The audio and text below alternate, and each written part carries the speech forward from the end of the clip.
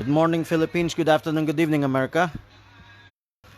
This is your regular broadcast once again, the Restoration and the Mysteries of God, coming to you live from Manila, Philippines, in the Facebook group of Cogeo End Time Series. Today, we're gonna discuss, our subject matter is about, let me write it down.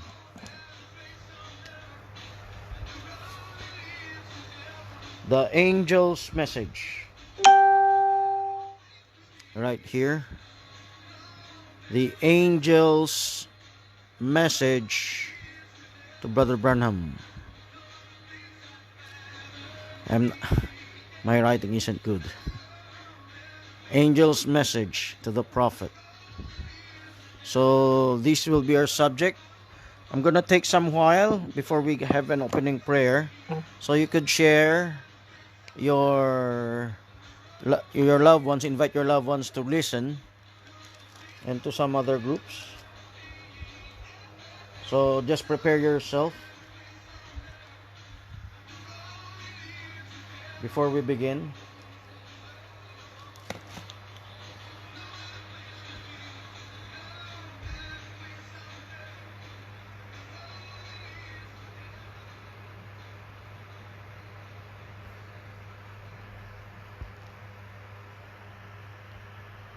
Okay, so I hope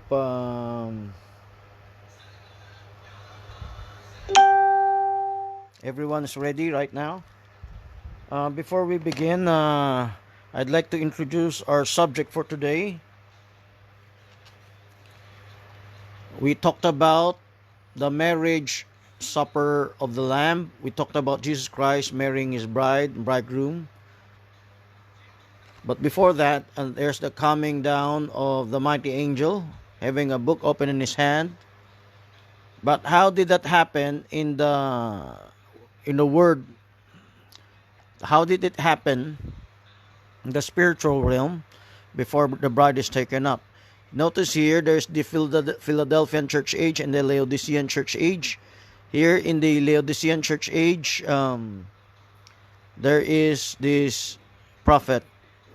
And there's a person I'd like to introduce before the catching up of the bride.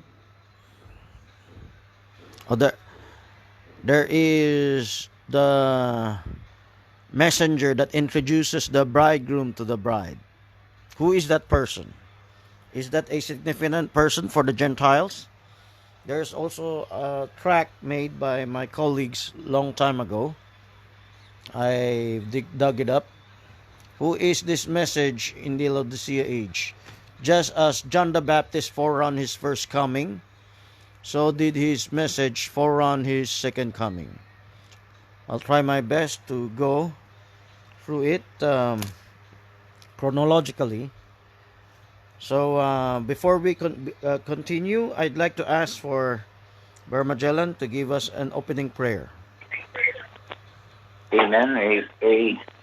Heavenly Father, we thank thee for this wonderful message this morning, knowing that thy servant Francis Chan, and to those who are in the room, and to those who are in the live broadcast. Bless every one of us, according to thy word, O God. Surely the Lord God will do nothing, but he revealeth his secrets unto his servants, the prophets. In these last days, Lord, anoint every one of us to understand thy word, the truth. And we pray that all of us will desire the truth in these last days. In Jesus Christ's name we pray. Amen. Amen. Okay, so in continuing, I will be playing a video about the prophet, an interview. It's about around 11 minutes. So he will testify on his own words. His experiences then will fill up the narrative later in sequence. In a short summary. Where's the video? Okay, here's the video. I'm gonna play a 20th century prophet I hope I don't have a big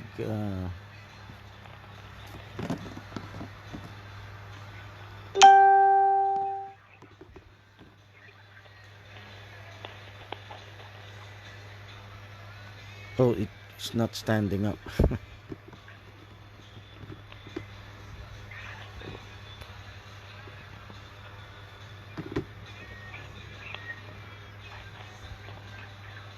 So this is an interview about the prophet because of his ministry, and it won't. I hope it stands up. It will not stand up. Okay, so let's bear with it.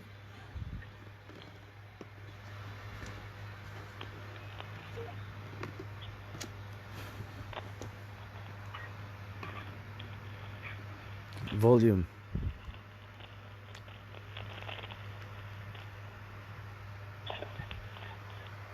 So wait for a moment.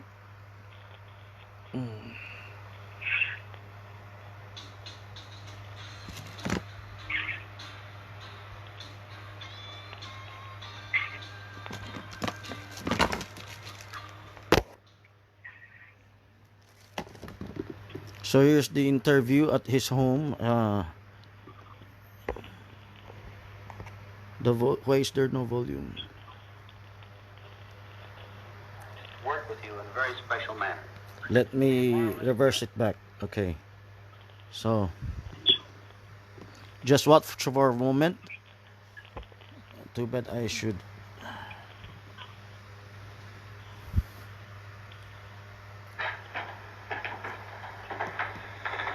May I present my wife?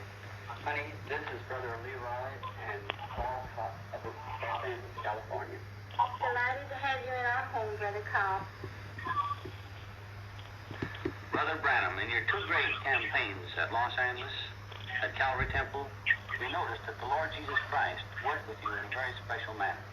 For these marvelous gifts, discerning of the spirits of men's hearts, as well as the sicknesses of the body and the signs of healing and miracles that were wrought, we thought it was wonderful. We're interested, Brother Branham, in hearing more about this unique ministry that God has given you. Very well, Brother Cobb. Let's go back to the beginning. I was born in eastern Kentucky in a little log cabin near Birchville, Kentucky. The morning of my birth, I'm told of my parents that there was a light came into the room and hung over me. My people was not a religious people. They did not go to any church. Of course, this caused quite a stir among them. It's followed me all the days of my life. Recently, they took a picture of it in the scientific world, as shown here. You're probably familiar with this picture. It was proven by science that it was the only supernatural being that was ever scientifically photographed. To my opinion, it's the same angel of God that followed the children of Israel from Egypt unto Palestine. You know, as a scholar yourself, that was the angel of the covenant, none other than our Lord Jesus Christ. And when here on earth, manifested in flesh, he did not claim to be a great person.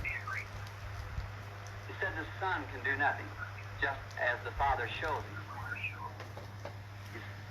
In St. John, the 5th chapter, perhaps you're acquainted with it, the scripture, Jesus passed through this famous pool of Bethesda. He found many crippled people there, blind, halt, lame, waiting for the moving of the water. It was strange that he just ministered to one. But if you'll notice, he knew where that person was. The Father had showed him. He healed this one. Perhaps he wasn't crippled. He was just laying on a pallet. But Jesus healed him. And then, farther in the chapter, we find about the 19th verse that he was questioned by the Jews. Perhaps it would be questionable today.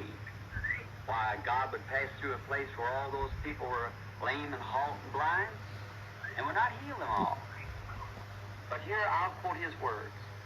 He said, "Verily, verily, I say unto you, the Son can do nothing of himself, but what he sees the Father do.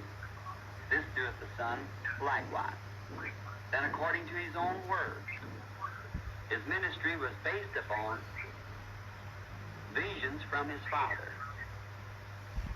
Would not be strange then that his ministry should be carried on as he promised his disciples, "The things that I do shall you do also. Greater than this shall you do, for I go unto my Father." He said, "A little while and the world seeth me no more. Yet you shall see me, for I'll be with you, even in you, to the end of the world." Jesus Christ, the same yesterday, today, and forever. I believe it's a confirmation in this last day of the resurrection of Jesus Christ living among his people, performing the same signs and wonders that he did when he was here on earth.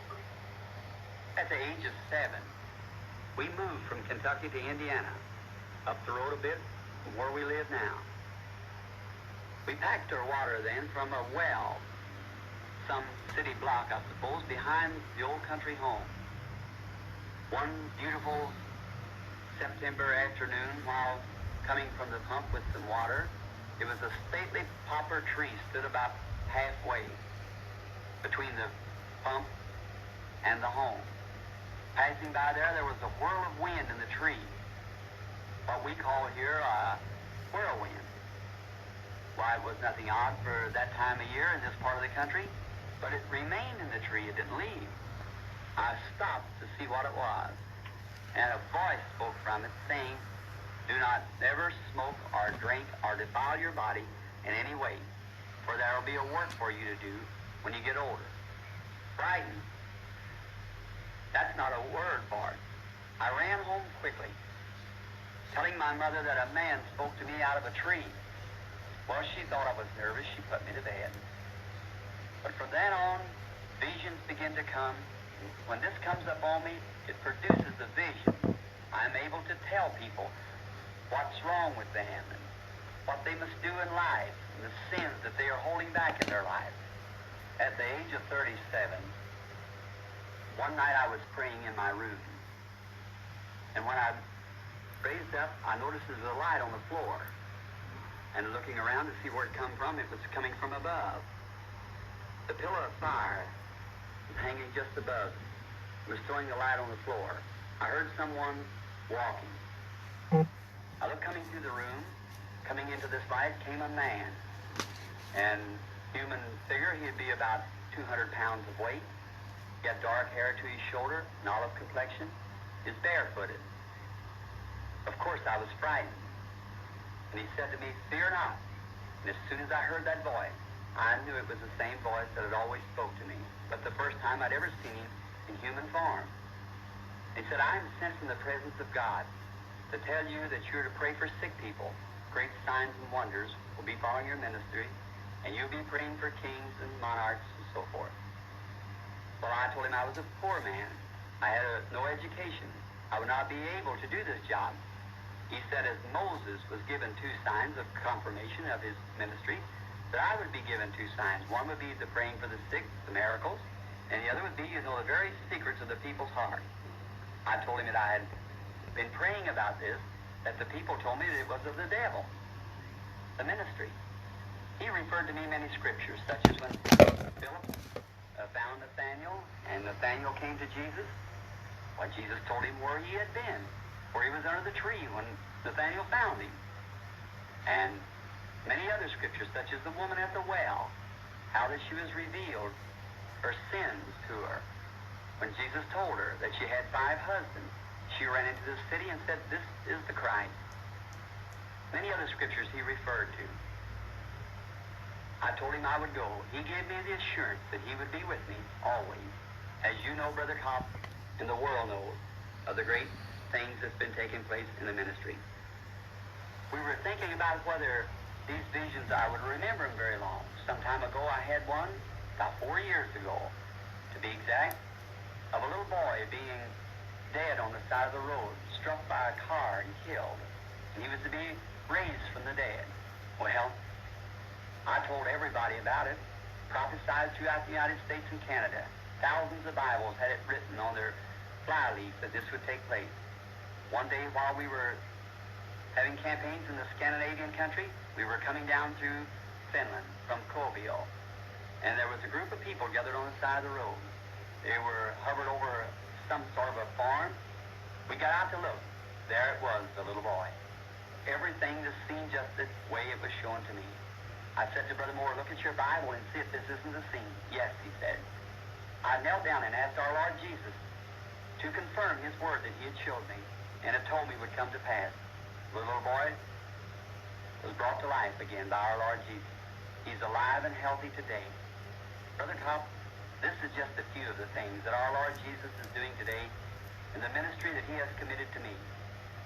To my humble opinion, is to confirm his word.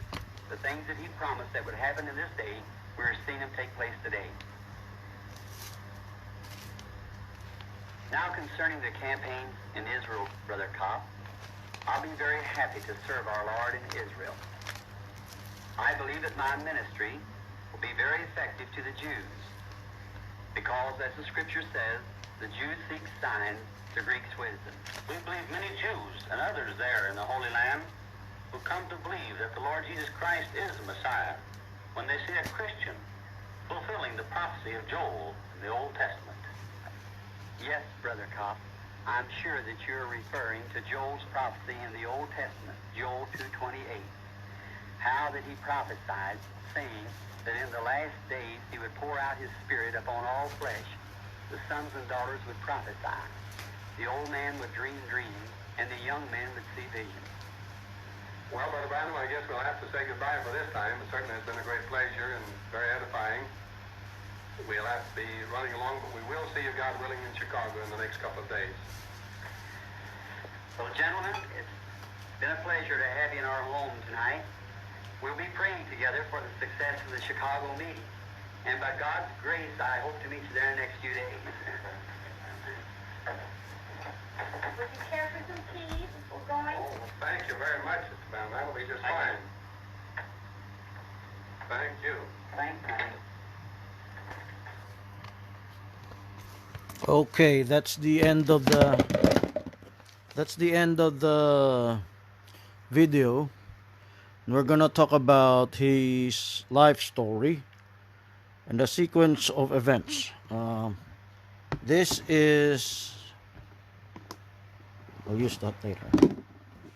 These are some of the things he mentioned in his narrative of his life story, of his experiences. The angel's message came to him in a whirlwind and told him, you must not defile your body in any way, because God will have a use for you when you grow up. You must neither smoke nor drink, nor defile your body in any way. So, I'm going to use some illustrations from his life. When he was being born, this was his log cabin where he was born, where his mother saw a ball of light accompany him in his birth. So, as he was growing up, of course, he heard God in a whirlwind. When he heard God in the whirlwind, he didn't understand that. Was a young man. Before he became a preacher, he worked as a boxer and many others. How was his conversion? He was shot and hospitalized, a near death, shot in the foot. And he said he went to hell, and he prayed feverishly to God while he was dying. He saw a vision of hell. He said that if God would spare his life and give him another chance, He will preach God in every corner of the street, in every marketplace, everywhere he go, he would witness for God. So I hope we do not have to experience death and hell just to promise ourselves to God. But there's nothing wrong with having to negotiate with God, because God negotiated with Abraham and others. So do we. We can negotiate with God. Lord, just heal me, just help me. I will serve you. There's nothing wrong with pledging that. It's just that, will you do your part? Others just ask for healing without ever serving God in return. Well, God did heal him, and he became a Baptist preacher. In becoming a Baptist preacher, of course, it was also through LCM. He was attracted to Hope Brumbach, and when he attended church, of course, he initially wanted to court her, but in so wooing her, he had to attend church. Eventually, his pastor appointed him or ordained him as a minister. He had initial converts when he was a Baptist minister. While he was a Baptist minister, he baptized several converts. Herein comes the message in the Ohio River. His message in the Ohio River, the message he received, of course, while he was baptizing his, I forgot which convert, 18th convert. Please correct me if I'm not accurate. There was a voice from heaven that said, the voice was now different this time around. The voice said that as John the Baptist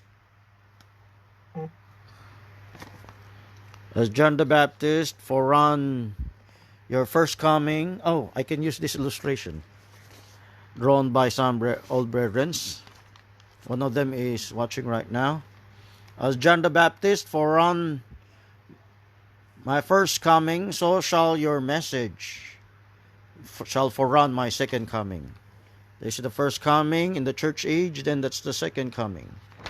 So it's in the whole of the church age. Here, John the Baptist is not is up there, and this is the prophet for the end time before his coming for the bride. So that was one of the angel's messages to him. So during this time, he built the Branham Tabernacle because of his converts. He was initially from his evangelism, and sometimes he attended a oneness fellowship. As he attended some oneness fellowship, he was invited to preach, and they liked his preaching. Take note, as a Baptist, he was being discouraged from praying for divine healing, supernatural healing, because in their teaching, a doctrine of that denomination or that group, the divine healing is of the past. The gifts are of the past. Those were just in the times of the apostles. Being a prophet, apostle, the gifts of healing, miracles, they're all over. They're over. If ever you have miracles today, it's of the devil. So he ignored. So even though the oneness have invited him to go around the country to preach for his, to go around the country to preach, he declined them until there was a flood in Ohio. There's no picture of the flood of Ohio. The flood in Ohio, the great flood, killed his wife because his wife had pneumonia. Even his second child, uh, uh, a little baby girl, they died. They both died of pneumonia because of the flood. And if he ever just followed the invitation of the oneness to go around the country, preaching his word, praying for the sick, he would not have encountered that. And he wanted to kill himself. Of course, there's no picture here. He wanted to commit suicide, but the gun would not. We have a picture of him sporting many guns because he loved, what shall we call this? Hunting. Here's a picture of him holding his gun. Of course, this is the old. This is the time when he's old. He loved hunting, and because he loved hunting,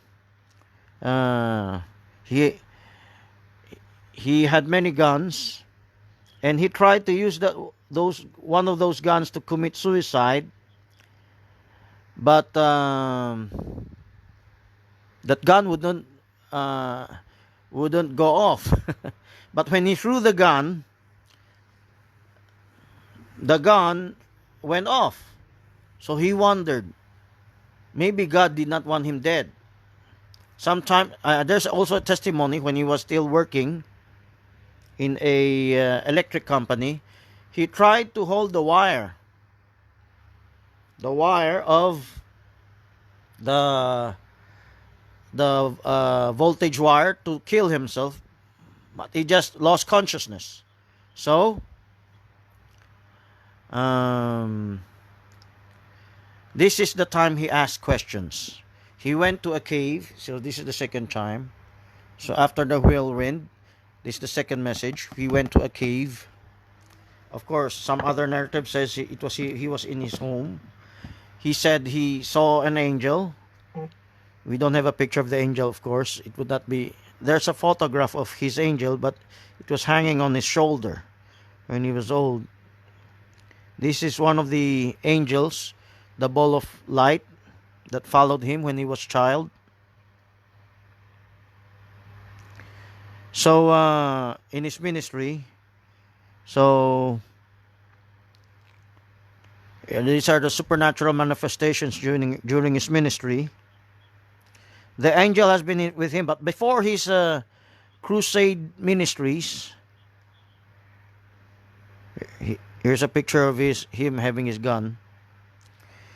The angel, or this is the angel on his shoulder.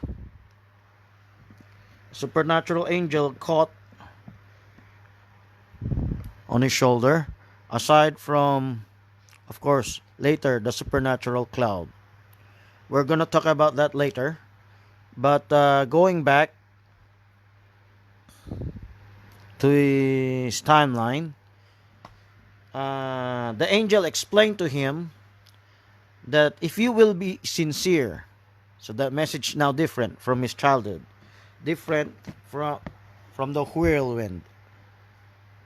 It's now in a cave or in his house that the angel told him, if you will be sincere, and you can get people to believe you, and he will be given a sign like Moses. His hand will turn color green when there is sickness on people, and he will pray for them, and they will be healed. That's why he was sought after. It was the plan of God that his name will be made famous, so that the message will later come on. Of course, he was still allied with Pentecostals who were sponsoring him. He married, this is his second wife, the nanny of his children. Then started praying for the sick.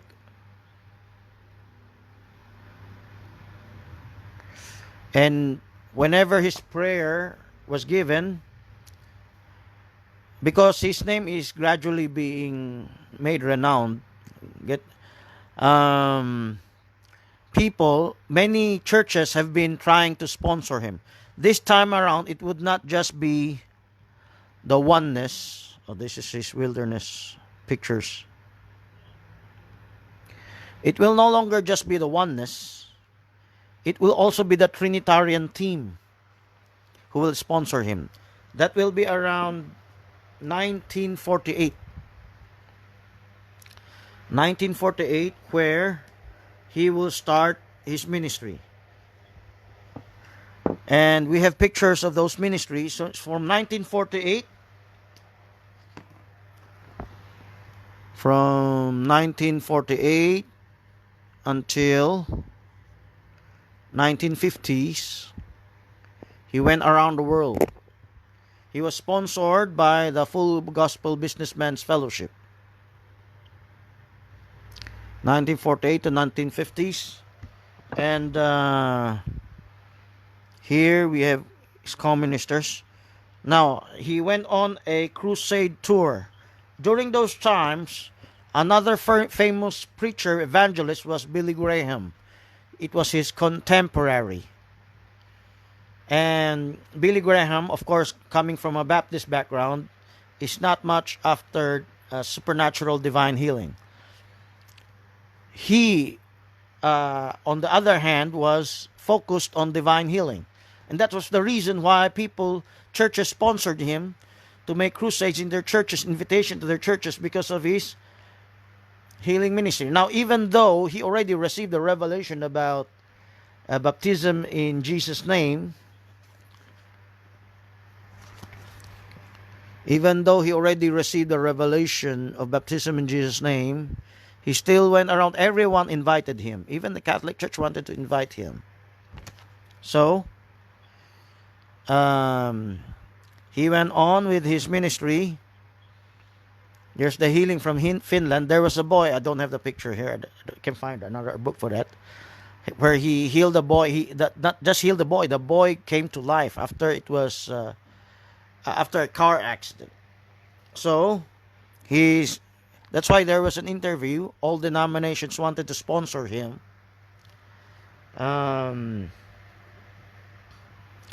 And these are pictures of his campaigns in South Africa. In South Africa, look at this. There was a colleague told me, of course he read more about Brother Branham than me. There were 20 containers of crutches, wheelchairs, gurneys, and everything that were filled up because of the healing in South Africa that took place in Durban, South Africa, and many other places in South Africa. So,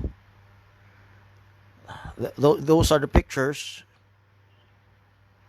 of his healing campaigns. Now, sometime in the 1950s, he started teaching about the serpent seed. He started preaching about the Godhead. Then his invitation grew less and less. And other evangelists came out, like Oral Roberts, which grew in a bigger ministry than him. He's been gradually being eclipsed by Oral Roberts in magnitude later in his ministry. So let us go over all his pictures of his crusades ministries. This is a luncheon breakfast fellowship meeting in Switzerland. Was it Switzerland? And there's the ball of fire accompanying him.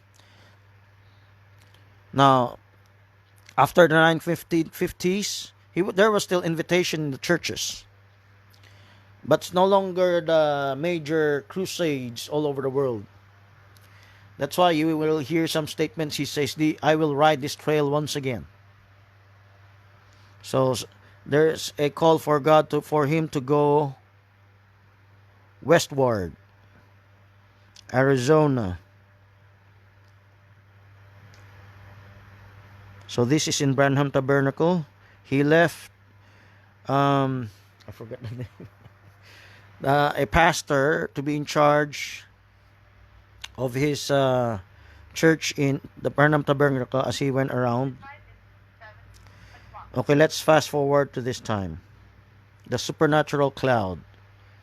And this is another message from the angel. or before the supernatural cloud. Before the supernatural cloud, he was fishing, and the angels told him about the three pools. Oh, sorry, here. The three pools. The angel's message about the three pools when he was fishing, that you need a first pool and a second pool to get the fish, and use the second fish to get a bigger fish. And the angel likened that three pools to his ministry, the healing ministry. Then that's the first pool. The second pool, the smaller fish, and you get the mediocre fish. That's the second pool. Is a word of knowledge. He would know the secrets of the hearts of men. And the angel focused mainly on the third pool, which is the most important thing of all. It's the revealing of the word, speaking the word to existence. How would that happen? Well, of course, we'll reserve that for another live stream another day. But the third pool is about the revealing of the word. He would no longer be focused on divine healing, because the whole world was brought to that knowledge, and there it gave birth to many Pentecostal and charismatic churches, independent churches. There's a first wave of Pentecostal churches, second wave, and a third wave.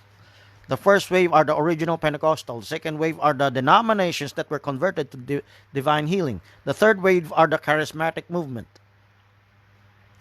So the papacy told David du Plessis, "You are Mr. Pentecost," because he will bring, the president of the Full Gospel Businessman Fellowship then, he would bring that gift to the world. The world will focus on that gift. But the third pool will focus on the revealing of the word. And herein comes the seals. The angel will reveal the seals. Of course, there was a time about the 70 weeks, but that's not our main subject. There's also the angel's message about the 70 weeks of Daniel. But let's focus on the seals, because people are focused on that.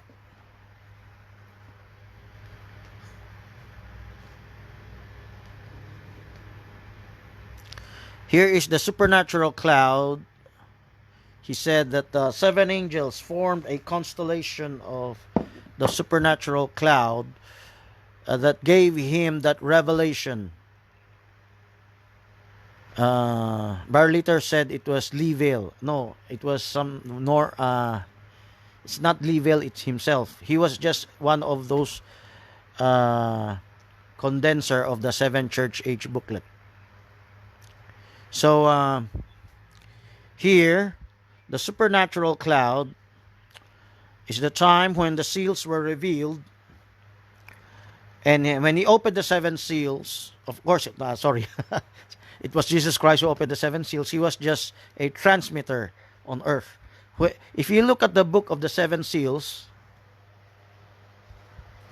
if I have a book, I can share you a copy.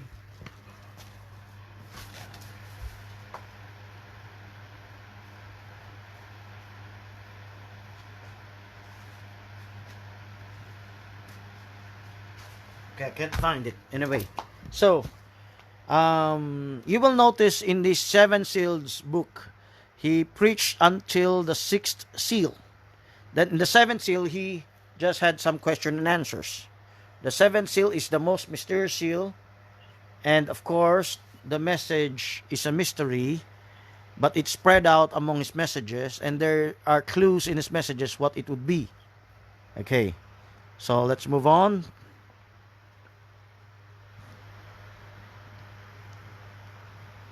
After the preaching of the seals, now he's old.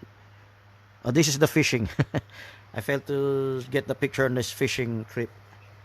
So it is here where he heard the angel's message about the three pools. The small fish, the lesser small fish, and the bigger fish. One fish will be used to pull the other. Divine healing will be used to pull the gift of the word of knowledge. And the gift of the word of knowledge is almost close to the revealing of the mysteries in the scriptures. So, the third pull, it would be the scriptures. I'd like to share something here because there are detractors of Brother Branham. They say he had many failed prophecies, like Billy Paul will not be an old person. There's a picture of Billy Paul here.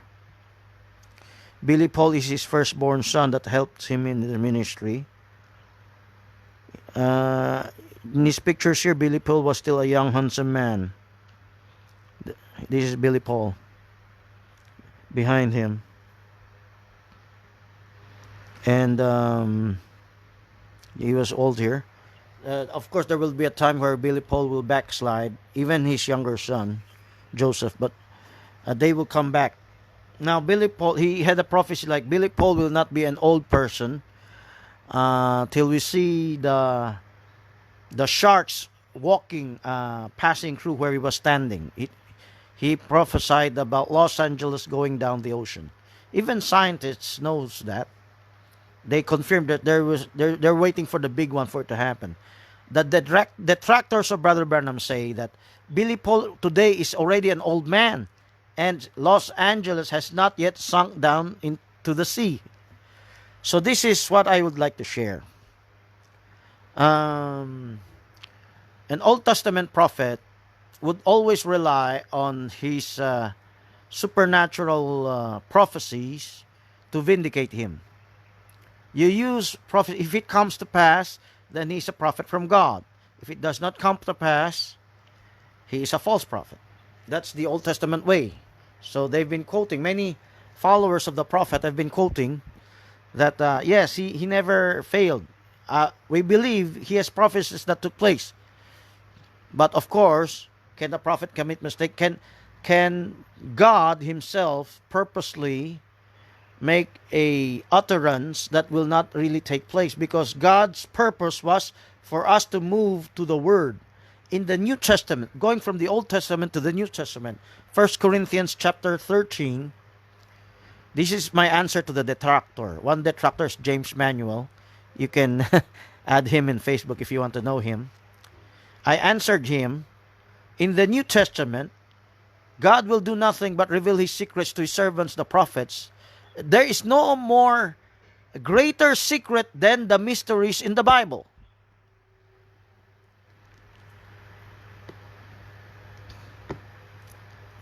There's no more greater mysteries than those revealed in the Bible. So,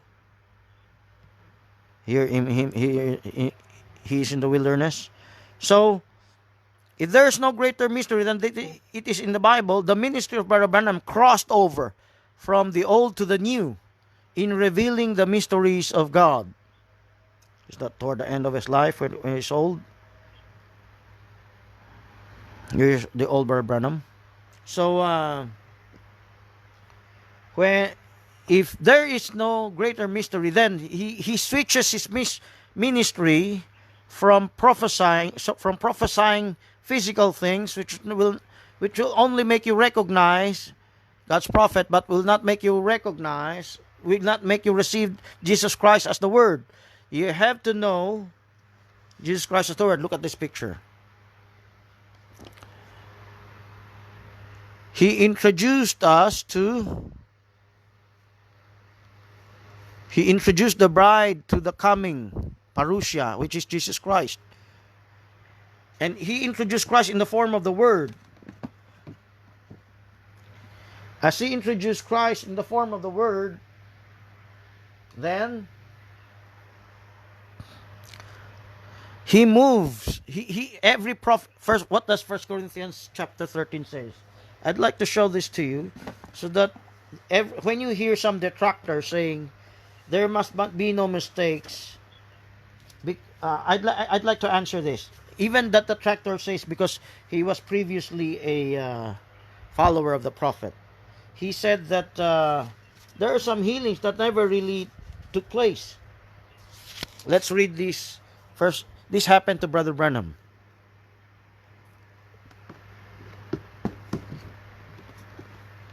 1 Corinthians chapter 13, verse 8.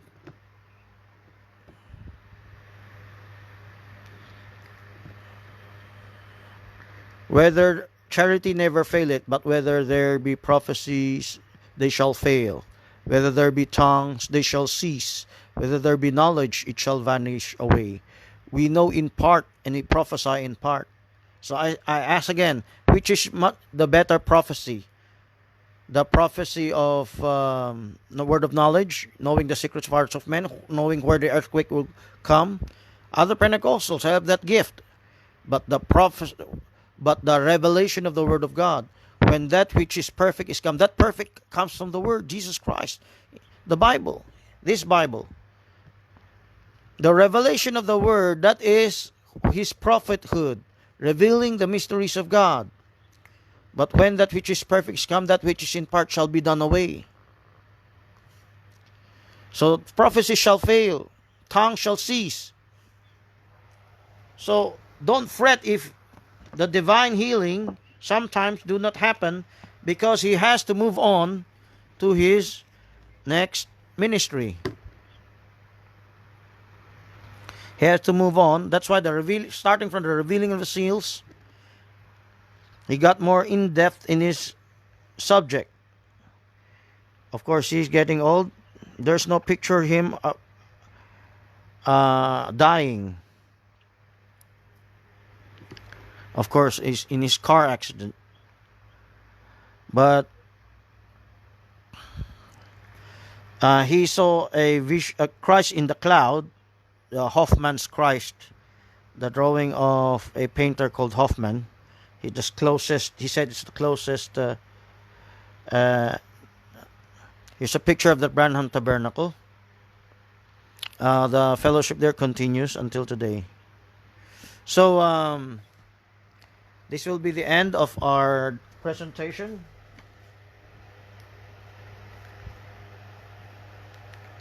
We come to the end of our presentation about the prophet. And they use Malachi chapter 4, verse 5 and 6. But tomorrow, or the other day, a day later, we will discuss. Let me make it this smaller. We will discuss about his ministry in the Moses and Elijah. I have a topic coming up. So, Malachi chapter 4, verse 5 and 6. This is where the track got its verse. The Malachi chapter 4, verse 5 and 6, where they use the verse to say his end time Elijah ministry would be, he shall turn the hearts of the children back to the fathers. If that will be my subject, I will pass only, I will skim on that when I talk about Moses and Elijah. So, there's another scripture they use for him, Revelation 10:7. In the days of the voice of the seventh angel, when he shall begin to sound, the mystery of God should be finished. Revelation 10:1 going down to verse 7. So, majority would apply that to the ministry of the prophet, although there are other applications, others used for that chapter. So, we will now open our time for question answers before we close with a prayer. This has been a short presentation of the prophet's message, the angel's message to the prophet. From the whirlwind to the cave, to the house, to the seals.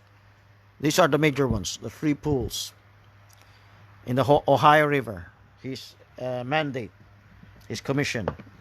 Okay, so let's see our comments.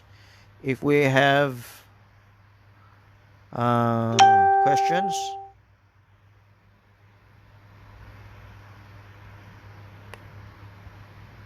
Okay, there are no questions. Mystery cloud in Sunset Mountain, 7 angels from the sky like the head of Christ. Okay, thank you for that. I'm gonna the speakerphone. Hello, Magellan, do you have any questions there in the messenger room? We have a question, my personal question. Yes. We have a question, Brother Francis. Yes. My question is the prophet is the prophet of the age. Why he did not escape from his in danger car accident if he is a prophet? Well, Brother Lito, he's more, of course, Branham scholar than me. He said he read about Brother Branham fearing that road that he will pass through because he saw a vision of him having a car accident. But the day that he was about to die, he accidentally went through that road. And Billy Paul was waiting for him. This is the narrative, but I don't have the pictures. Billy Paul went the usual route to the church, but he went the other way. And Billy Paul saw that he was not following. He was not following. He was not following in the car. So he went back, and he went the other route in the split section, and he saw his father in an accident. He told his father, "Use your healing for yourself," and he